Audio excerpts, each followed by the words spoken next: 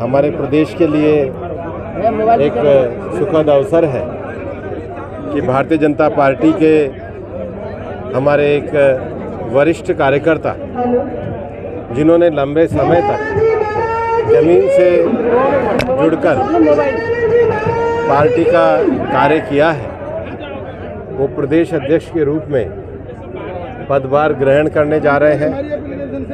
Party के विधायक भी रहे, अनेक दायित्वों पे भी रहे, राज्यसभा के सांसद के रूप में भी हैं, समाज के पिछड़े वर्ग से भी आते हैं। और मैं मानता हूँ कि जिस प्रकार से हमारे पूर्व अध्यक्षों ने और सीपी जोशी जी ने एक अच्छी भूमिका को निभाया है, मदन राठौड़ जी के नेतृत्व में भारतीय जनता पार्टी संगठनात्मक रूप से राजस्थान में मजबूत बनेगी और उनको शुभकामनाएं भी देते हैं। आज अलवर क्षेत्र में सुबह बहरोड विधानसभा क्षेत्र में मेरा ये दौरे का कार्यक्रम है। मैं हमारे यशस्वी मुख्यमंत्री श्री भजनलाल जी को हमारे सभी बहरोड के नेताओं की ओर से धन्यवाद देना चाहता हूं कि बहरोड के सीवर के विषय को, बहरोड के बस स्टैंड के विषय को, बहरोड के पेयजल के विषय को, ERCP के पेयजल की योजना पहुंचाने के लिए, मानन को नगर पालिका घोषित करने के लिए, कई लंबे समय से जिन रास्तों की मांग पेंडिंग थी उनको पूरा करने के लिए उन्होंने जो असहृदयता के साथ सारे विषयों को पूरा किया है, मैं उसके लिए उनका आभार व्यक्त करना चाहता हूं। हमारी टीम को, हमारे विधायक जी डॉक्टर जसवंत जी, हमारे छिल्लर साहब, भाई बलवान जी, पूरी टीम को भी, मोहित जी, इस पूरी टीम को भी मैं धन्यवाद देना चाहता हूं। और माननीय प्रधानमंत्री जी के नेतृत्व में जो स्किल के विकास के लिए, नौजवानों के विकास के लिए जो योजनाएं और घोषणाएं की गई हैं, और विशेष रूप से मैं चाहता था कि हमारे इलाके में जो इंडस्ट्रियल सेक्टर में जो मैन्युफैक्चरिंग यूनिट्स आई हैं उनके साथ संवाद होना चाहिए।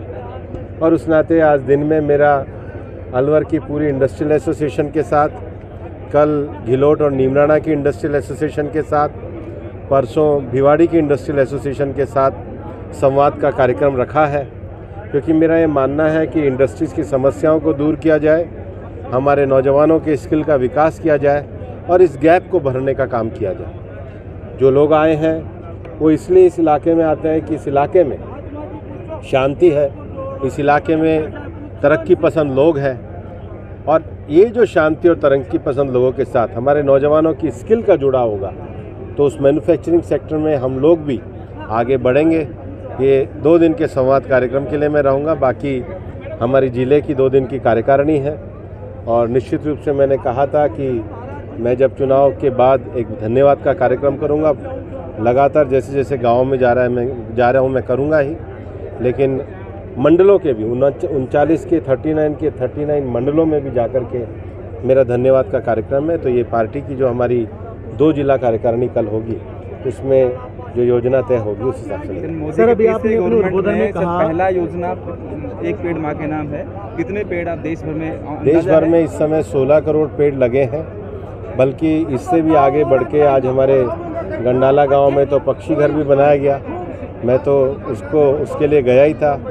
और एक पेड़ माँ के नाम अभियान को कल अलवर में एक बड़ा कार्यक्रम होने वाला है और 20,000 पेड़ हम लोग लगाने वाले हैं। इसकी जिम्मेदारी हम NGOs को, विभिन्न समाजों को, विभिन्न वार्डों को देने वाले हैं। 6,000 ऑलरेडी लगा चुके हैं रोडवाल के अंदर, और इस अभियान को हम अलवर से भी जोड़ने वाले। सर, अभी आपने उद्बोधन में कहा कि नेता समाज को जातियों में बांटना चाहते हैं। राहुल गांधी ने अभी एक चक्रव्यूह का जिक्र किया था।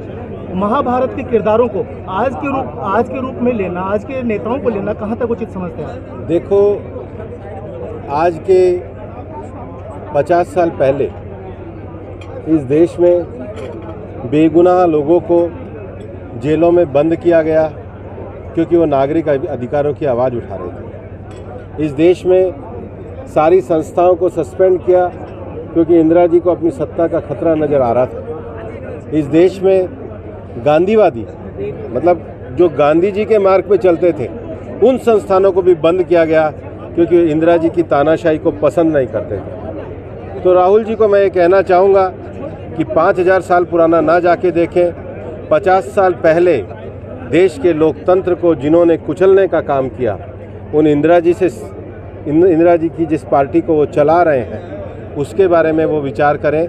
ये देश कांग्रेस की झूठी बातों में नहीं आने वाला है। पूरे देश ने देखा लोकसभा चुनाव में जिस तरीके के आरक्षण को लेकर के इन्होंने झूठ बोलने की कोशिश करी, उसके बावजूद भी देश इनके भ्रम में नहीं आया और इनकी जो बातें हैं वो केवल भ्रम में डालने के लिए। हकीकत ये है कि कांग्रेस का इतिहास इस देश के लोकतंत्र को ख़त्म करने का इतिहास रहा है।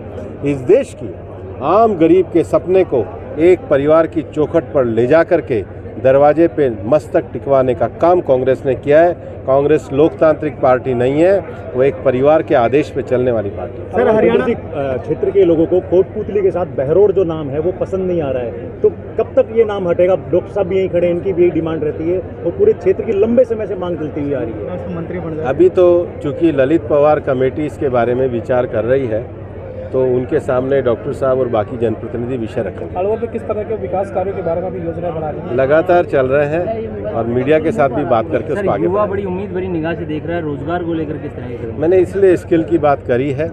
मैंने आपसे पहले कहा है कि इंडस्ट्री, पब्लिक, स्किल, इनके साथ विमर्श करते हुए हम आगे चलेंगे। हरियाणा और महाराष्ट्र में जल्दी विधानसभा चुनाव है, आपके ऊपर भी बड़ी जिम्मेदारी है, कैसा मानते हैं अभी विधानसभा चुनाव? बाबा बद्रीनाथ का आशीर्वाद है, जीत के आएंगे।